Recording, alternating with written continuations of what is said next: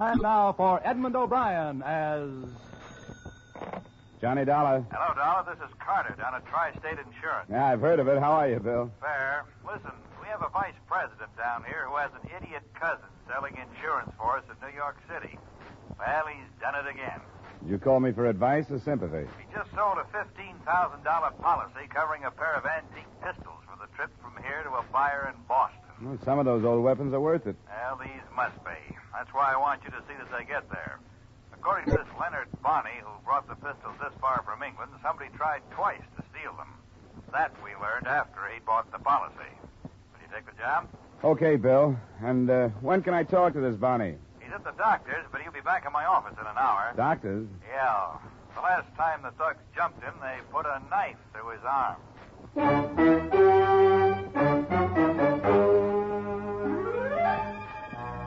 Edmund O'Brien in a transcribed adventure of the man with the action-packed expense account.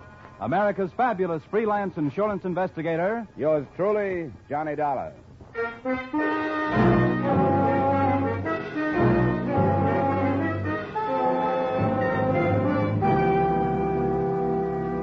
Expense account submitted by Special Investigator Johnny Dollar to Home Office Tri-State Insurance Company, Hartford, Connecticut. Attention, William Carter.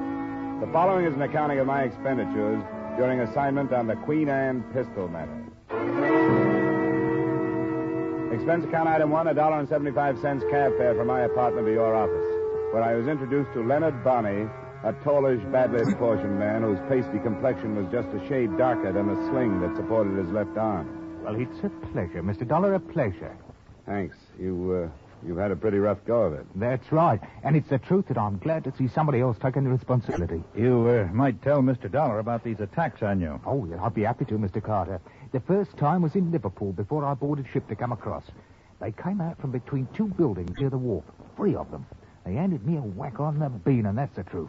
And before they could lay another hand on me, I raced off. Did you have the pistols with you? Oh, no. And I didn't have them in New York when another gang attacked me. They almost killed me with that knife. The pistols are here, Dollar. Would you like to see them? Yeah, I would.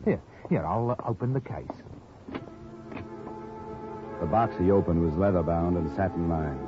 2 pistols nestled in it, graceful flintlocks with 10-inch forged barrels, upon which were engraved a coronet and a name so faint that I couldn't make it out. They're from the 18th century. They're worth £10,000 as a collector's item. Where do they go? Oh, to an antique gun shop at 272 Medford Street in Boston. The proprietor's name is Arthur Worthing. He's a British chap. He wears spectacles. You'll recognize him. Will you be coming with me? Me? I don't think no. I've had enough. I'll stay here and wait word from Mr. Carter that the pistols have got their safe. Oh, no. I've had enough.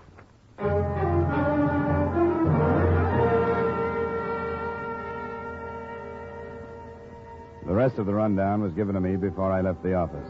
Leonard Bonney had been hired as a messenger by the seller in London, who had explained the value of the guns, but had not mentioned any potential danger of attempted theft.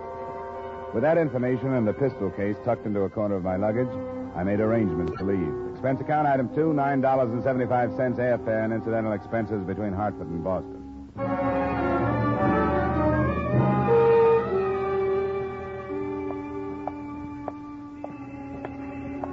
The address on Medford Street that Bonney had given to me was on the fringe of the retail district. There was a sign, and there were a few dusty weapons in the window. Good day, sir. Hello, are you Arthur Worthing? Yes, I am. My name's Dollar. I've been hired by the Tri-State... Mr. Bonney telegraphed me to expect you. The package, sir. I see you have the package. Yeah, I have it. This is a day I have long anticipated, sir. There. 2 masterpieces from the shop of James Freeman, Norwich, circa 1705. Sir, are you a fancier of arms? Nothing antique. Oh, that's a pity, sir, a pity. Fascinating study. These pistols have quite a remarkable history. Fashioned during Queen Anne's reign and gave service during one of Europe's blackest eras. Yeah, they're pretty. But I like mine with less history and more shocking power. As might be supposed, sir, the English gunsmiths prospered during those stirring times, profiting by the constant demands for muskets and pistols to supply the good Queen's armies in Flanders. Ah, is that right? Well, I have a paper for you to These sign. weapons, sir, rode through the campaigns at the belt of an officer raised near Norwich. And if the truth were known, sir, more than one murder has been committed not only by them, but because of them. Tell me, sir, were you followed? Not that I know of. Now, if I could get your signature on this release, Just a moment, young man. I believe that the assurance policy purchased by Mr. Bonney is in effect until the pistols rest in the possession of the purchaser. Is that not correct? You're not the buyer? Well, unfortunately, sir, a price of $20,000 is a great deal too dear for me. Well, who is it then, and where? A Mr. and Mrs. Jack Rollins' bride. Bride. Okay. Address? Yes, I'll jot it down for you. Just a moment. 8 Victoria Drive. There you are. It's a large residence on the left flank as you approach it from the east. I think I can find it. Now, give the Pister's bride and tell them that either Mr. Bonney or myself will contact them at the earliest opportunity. All right, I'll get back to you by phone.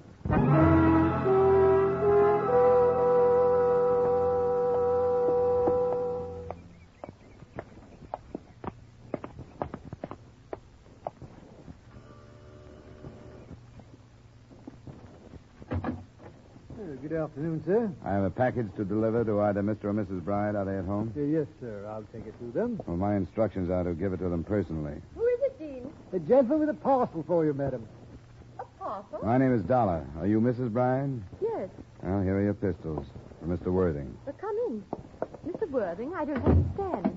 Well, maybe your husband knows about it. Yes, perhaps that's... Oh! Oh, no! Madam! What's the matter? You can't. You can't. What's the matter, Mrs. Bride? Estelle! Oh, heavens, Estelle, what's the trouble?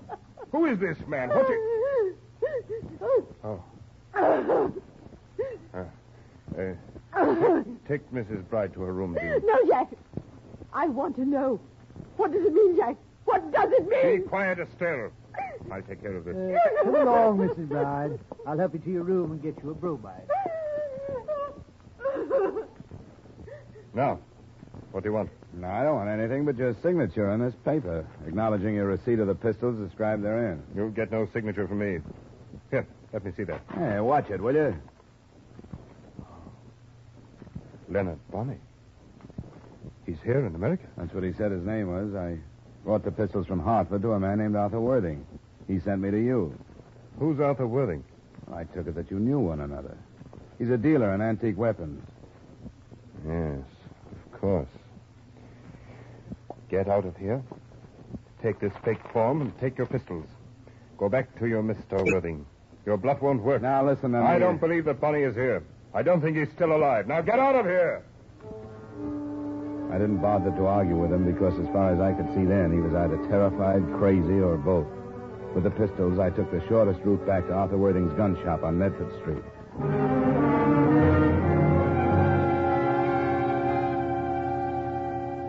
I should have saved myself the anger I'd built up to let go at Worthing. The place was not only locked, it was empty of antique weapons. And Arthur Worthing's sign had been replaced in the window by another which read, Office or Store for Rent. Inquire number 13 Groves Building. I decided not to.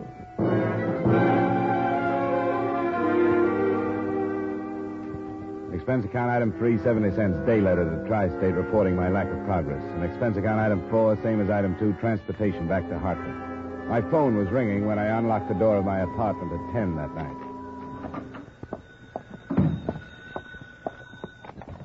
Johnny Dollar. Bill Carter, Johnny. Did I interrupt something? I just got in. Just came through the door. That's crazy business in Boston.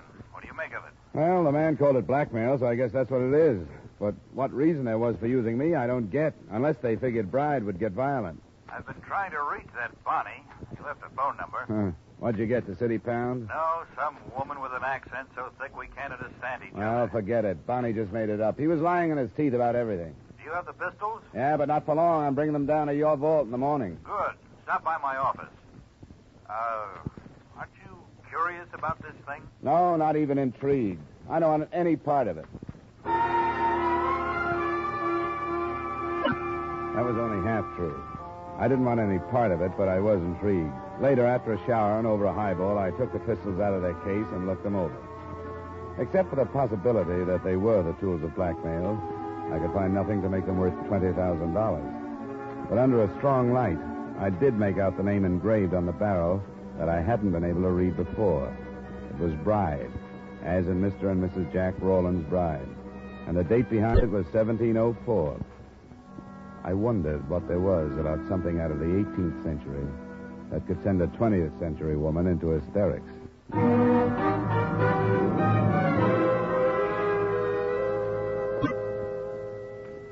The next day, I saw the pistols put under lock and key, started to work on another case, and tried to forget the whole thing.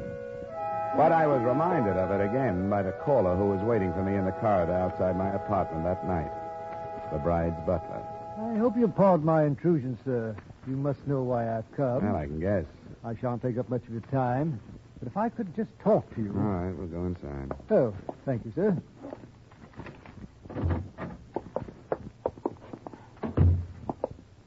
Sit down. I'll stand, sir. Could you possibly give me the pistols, Mr. Dollar? No. But why not, sir? Well, the main reason is I don't have them. Bride didn't seem to want them when I tried to give them to him. Oh, but he did, sir. He balked putting his signature on the form which described them. It would have become an admission that he had received them. What's he afraid of? I couldn't say, sir. He told me that he wouldn't be able to answer for the consequences if I failed to bring them back. What does that mean? Mr. Bride is a very violent and sudden man. Look, I'm through with the case. I turned the guns back to the company that insured them, and he can get them by going down there and signing that release. I beg of you, sir, get them tomorrow morning and give them to me. I can't. Possibly because they aren't there. It felt like a beastie. Then I got a look at the vial in his hand and the needle. His expressionless face watching me became diffused and was streaked with flashes of red. I tried to reach for the face, but it swirled away and out of sight. I took one stumbling step after it. That was the best I could do.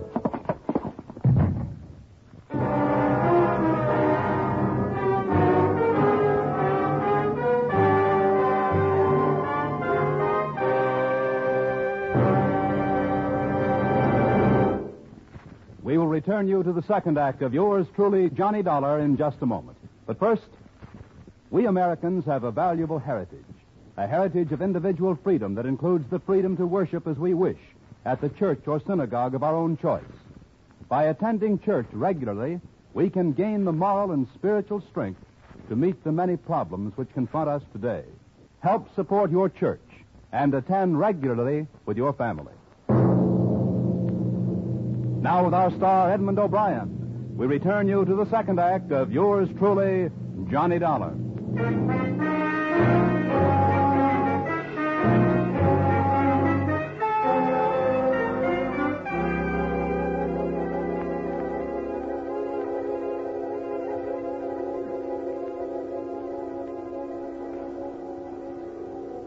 Come on now, Letty. Come on now, Letty. Open your eyes. You can do it now. You can do it. Yeah, you feel that? You can feel that all right, can't you? Come on now. You're all better now, aren't you? Now, hold on now. Don't slip away again. Wake up. Yeah, that's better. I'm Mr. Bonnie, remember me? Darling, none of that. You're all right. I'll put you on your bed. You're in your flat. Where'd you come from? Oh, it's a good thing I came from somewhere. I've been playing touch and go with you since 6 o'clock. First you'd come to, and then you'd go again. Which time? What time is it? Past 9. Yeah, you drink some of this. I looked for some tea, but I couldn't find any. I'm not too handy at making coffee. Is that hot enough? Yeah. Oh, now, what happened to you? I don't know. Dope. He jabbed me in the arm. Who was he? Bride? Oh, come on, leave me alone, will you? Oh, no, you don't. I've had enough of this. You stay awake. Come on now.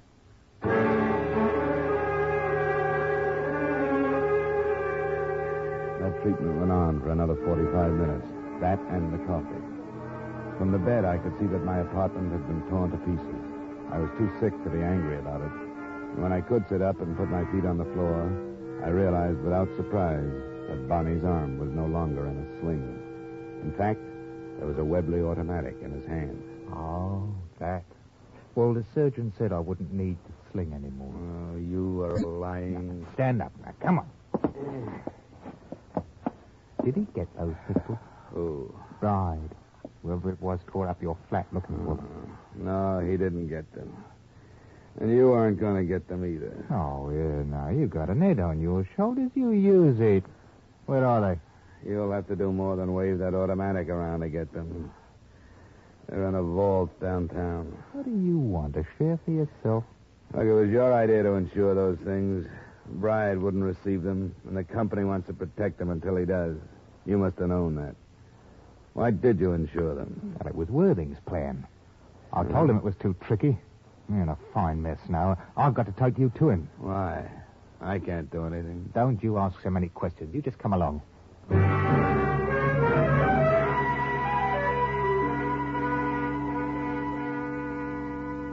He gun-muzzled me out of my apartment and into a car. If I'd been in better shape, I might have been able to break away from him. But with my system still full of dope, I didn't have either the will or the energy for a try. I only half remember the trip, but the end of it was a shabby hotel within earshot of the harbor in Boston.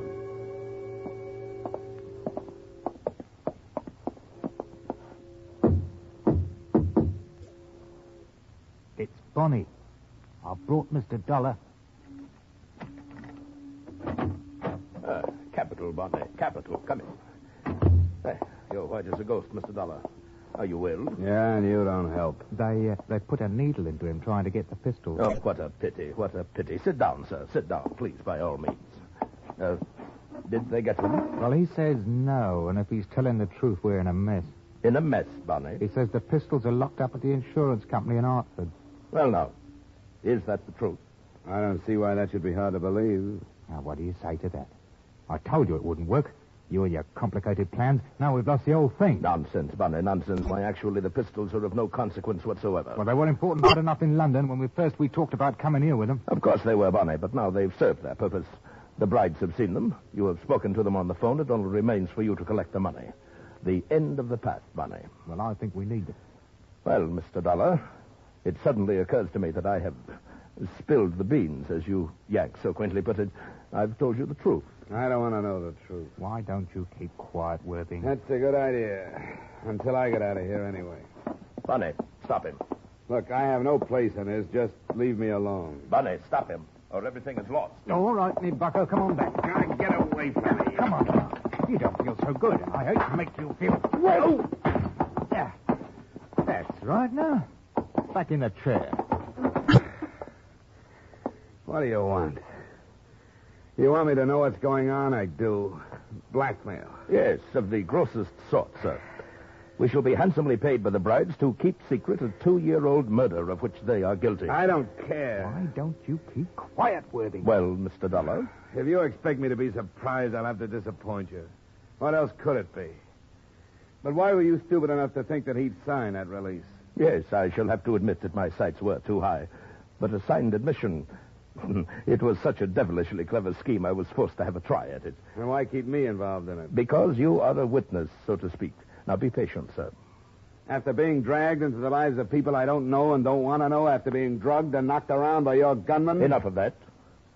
And now, Bonnie, the hour to strike has come. I will meet the brides. Here. Oh, by the way, let me have your Webley. What about me? You, at the same time, will be at the bride residence waiting for them to return and make the initial payment of our $20,000. The contest is won, Bonnie. I hope you're right, Worthing. It's been a long one. Yes, it has. A splendid quest.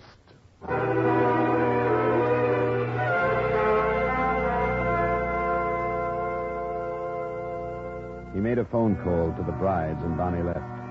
Worthing concentrated on the Webley automatic while we waited, and I concentrated on my head. By the time the brides arrived an hour later, I was almost able to stand without staggering. Well. Mr. and Mrs. Bride, late of Norwich. Our paths at last cross. Please come in. I am Arthur Worthing. You don't know me, but I assure you that you will. Oh, you remember Mr. Dollar? Yes.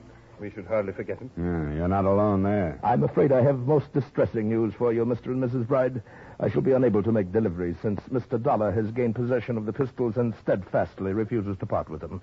He is a veritable thorn in my side. Do you expect sympathy from us, Mr. Worthing? Well, indeed, I expect nothing of the sort. No more than your uncle, the Duke of Pembroke, would have expected from you had he known your true thoughts before you had him murdered. Are you lecturing, Worthing? You're planning to profit from the same death. Yes, quite a profitable death to everyone but the poor Duke. The estate fortune to the brides, and to the others of us who nibble at the edges, a small share. Even you, Mr. Dollar, earned a penny or two. Cut this short, will you? It's a little too thick for me. Well, Mr. and Mrs. Bride, you both understand the terms that Leonard Bonney and I have decided upon.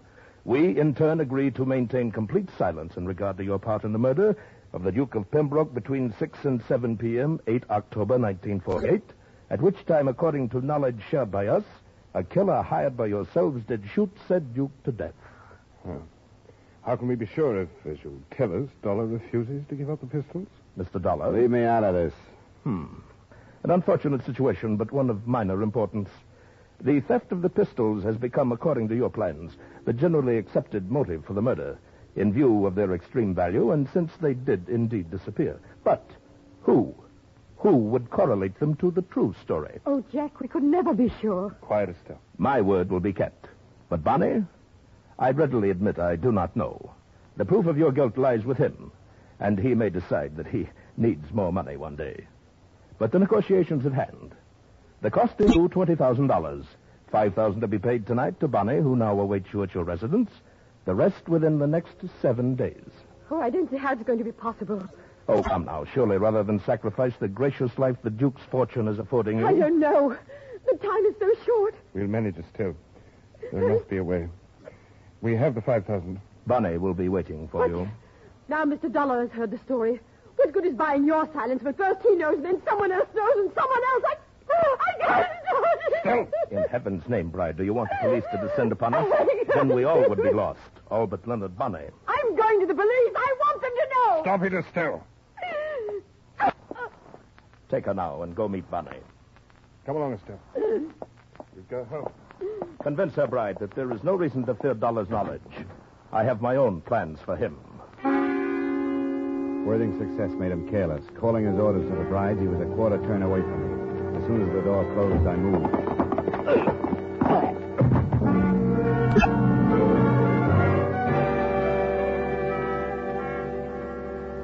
As far as I was concerned, it was a toss-up between being a good citizen and phoning the police or using my head and leaving. I decided on a compromise, an anonymous report. I leaned over him to double-check his name and started through his pockets.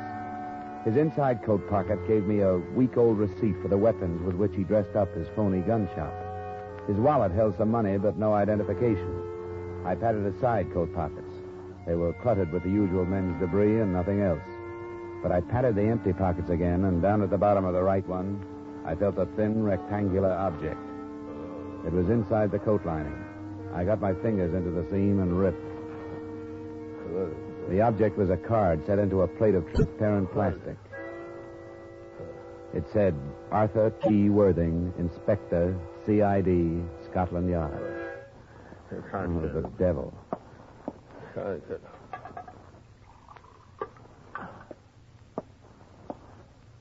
Hey, Inspector Worthing.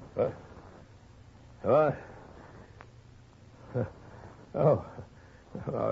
say that was rather... Here, try some of this. Thank you.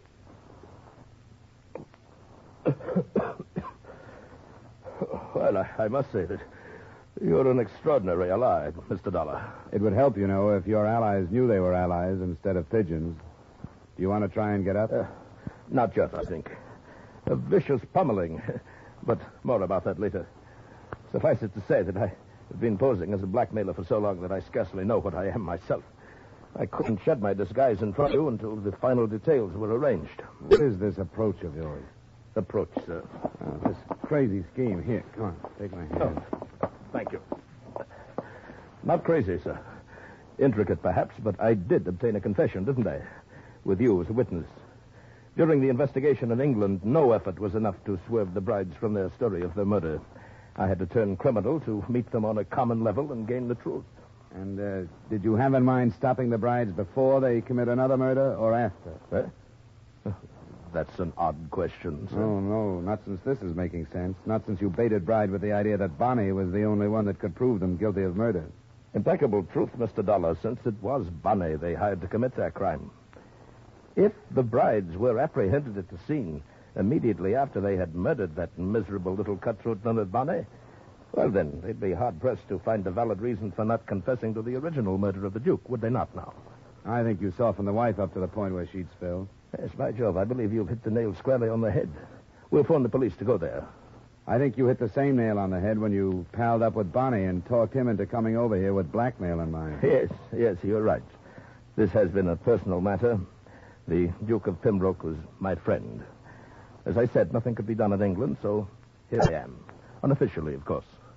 I suggest now that I phone the police, don't you?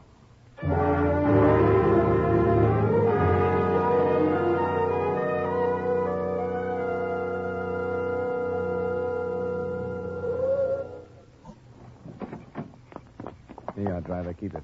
Thank you, sir. And good night, you. Good night, young man. Well, no sign of the police, Dollar. They'll arrive quietly. We'd better get up to the house. We dropped our cab a few yards down from the bride address. When we got there, we took the driveway. There was a light in a room I'd spotted the last time I was there, a library. We angled off toward it, but before we reached it, a look I tossed over my shoulder stopped me. Behind us in the street, I could see a swarm of uniformed figures slipping silently toward us. They were close, but not close enough.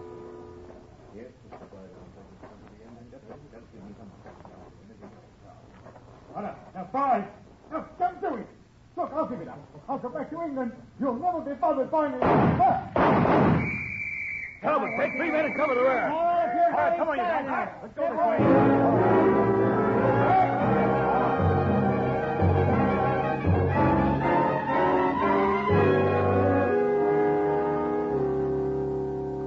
The inspector got what he wanted, the murder of the gunman Bonnie and the arrest of the brides.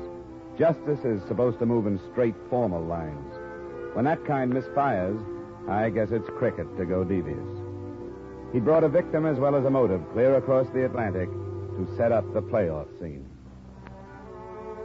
Expense account item 5, same as number 2, transportation back to Hartford. Item 6, miscellaneous. You'll have to admit I deserve something for what I went through.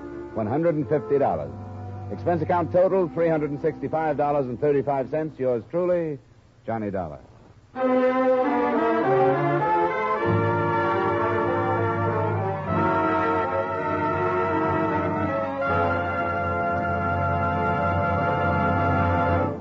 Yours truly, Johnny Dollar, stars Edmund O'Brien in the title role and is written by Gil Dowd with music by Wilbur Hatch. Edmund O'Brien can soon be seen in the Paramount Pictures production Warpath. Featured in tonight's cast were Ben Wright, Bill Conrad, Dick Ryan, Jeanette Nolan, Dan O'Herlihy, and Tyler McVeigh. Yours truly, Johnny Dollar, is transcribed in Hollywood by Jaime Del Valle. This is Bob Lamond inviting you to join us next week at this time when we will again bring you Edmund O'Brien as Yours truly, Johnny Dollar.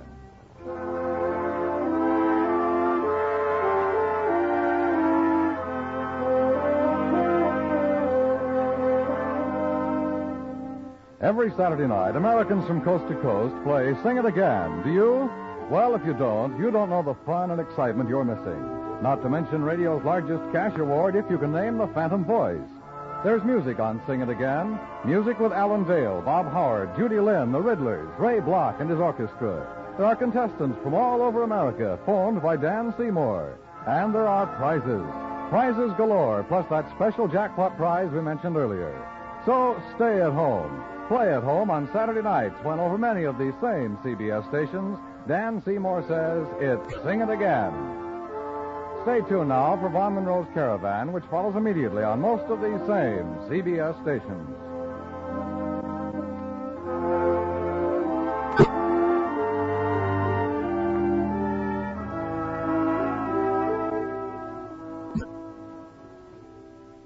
If you met a stranger on the street who offered to give you $4 for 3, you'd be pretty skeptical. But when Uncle Sam makes the same offer, you can take him up on it and be sure you're getting a square deal. By investing your money in United States savings bonds, you'll get that extra dollar profit when the bonds mature. Buy your bonds through the payroll savings plan where you work or the bond-a-month plan where you bank. This is CBS, the Columbia Broadcasting System.